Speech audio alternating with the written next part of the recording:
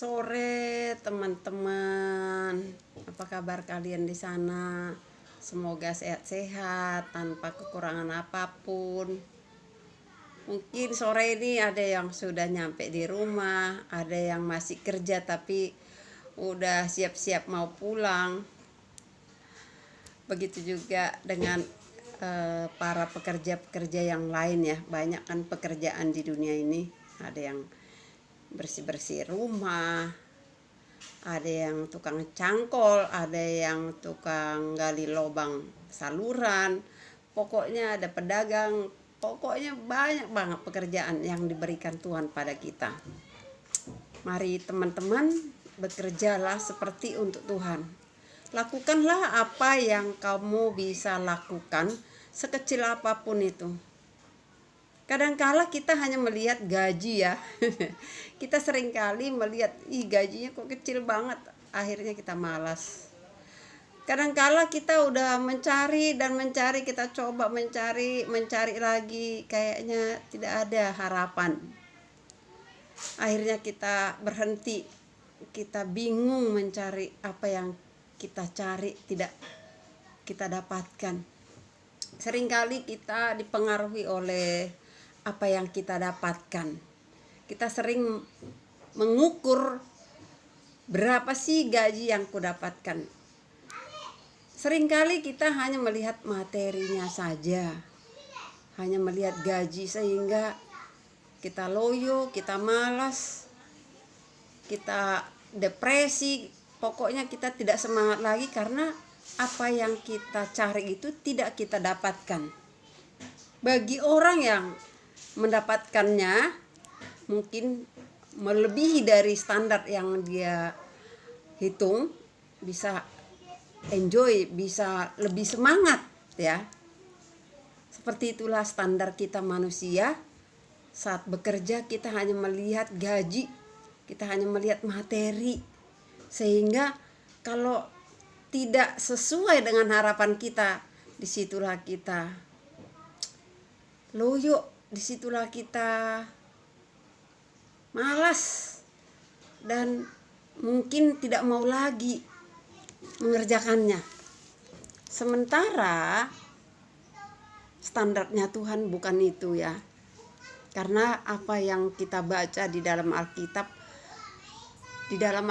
itu banyak pekerjaan-pekerjaan mereka juga. Ada yang sebagai gembala domba, ada sebagai petani, ada juga sebagai guru, ada sebagai nabi, ada sebagai pengajar, ada sebagai pokoknya macam-macam deh. Sama seperti saat ini. Pekerjaan yang zaman dulu saat Tuhan Yesus masih ada di dunia ini, seperti itu juga pekerjaan-pekerjaan kita. Tidak ada bedanya sebenarnya. Cuman yang membedakannya adalah pikiran kita sendiri. Kita sering hanya melihat apa yang terlihat. Kita hanya melihat apa yang menjadi fakta, apa yang kita rasakan. Padahal Tuhan mengatakan bahwa lihatlah apa yang tidak terlihat.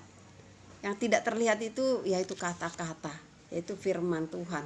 Janji-janji Tuhan ada di dalam Alkitab itu sendiri. Kalau kita beragama Kristiani, kita ada panduannya di dalam Alkitab itu sendiri. Kita bisa membaca di situ, tapi saat kita membaca kan tidak ada Allah itu sendiri, nggak kelihatan kan secara fisik, tapi perkataannya lah yang kita dengar, kita baca. Artinya itu adalah isi pikirannya Tuhan. Isi pikirannya Tuhan itu tidak terlihat, ya kan?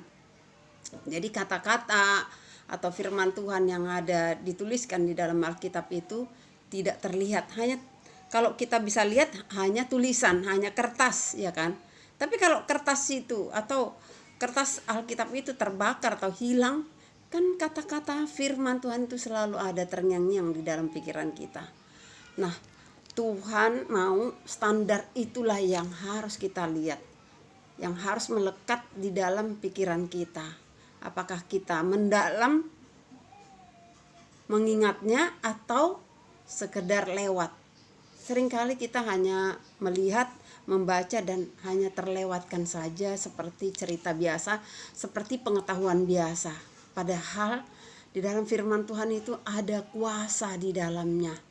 Karena firman itu adalah Allah itu sendiri, berarti di dalam firman Tuhan itu ada petunjuk-petunjuk atau rema yang akan diberikan kepada kita saat kita membacanya, saat kita mempercayainya.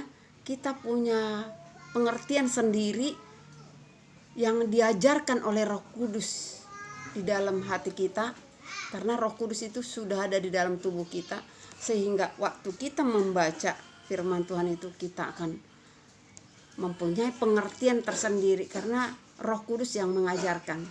Ada sesuatu yang diajarkan kepada kita saat kita membacanya. Kita bisa ada gambaran di dalam pikiran kita atau benak kita bahwa Tuhan memberikan pengertian tersendiri kepada kita.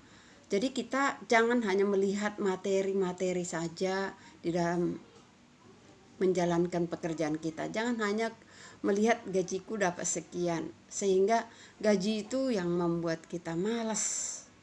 Tapi kalau kita selalu mengingat firman Tuhan, terus melihat yang tidak terlihat itu, sehingga kita ada sesuatu semangat yang baru setiap hari. Ada sesuatu yang membuat kita selalu bergairah, membuat kita selalu ada ide kreatif, ada sesuatu yang kita kerjakan dalam pekerjaan rutinitas kita. Karena apa? Tuhan memimpin kita. Tuhan selalu memberikan kita semangat, tidak malas. Kita diberikan pengertian bahwa kita bekerja seperti untuk Tuhan. Kita lakukan aja seperti untuk Tuhan. Kalau kita melakukannya seperti untuk manusia, kita lihat bos kita misalkan dia pelit, kita nanti jadi malas. Karena kita bekerja untuk bos. Tapi kalau kita bekerja untuk Tuhan, kita tidak akan melihat bosnya pelit atau tidak. Kita tetap bisa melakukannya dengan baik. Kita akan disiplin saat mengerjakan pekerjaan itu, tanpa ada bos juga kita akan mengerjakannya. Jadi mari kita melihat apa yang tidak terlihat, yaitu firman Tuhan. Mari kita standar hidup kita saat bekerja hanya untuk Tuhan. Oke teman-teman, karena lampu di rumahku ini mati sehingga ini gelap. Ini ada cahaya karena cahaya dari atas, dari sinar matahari, karena di dalam atap saya, di atas atap saya ada fiberglass. Oke, kita akhiri ya. Terima kasih.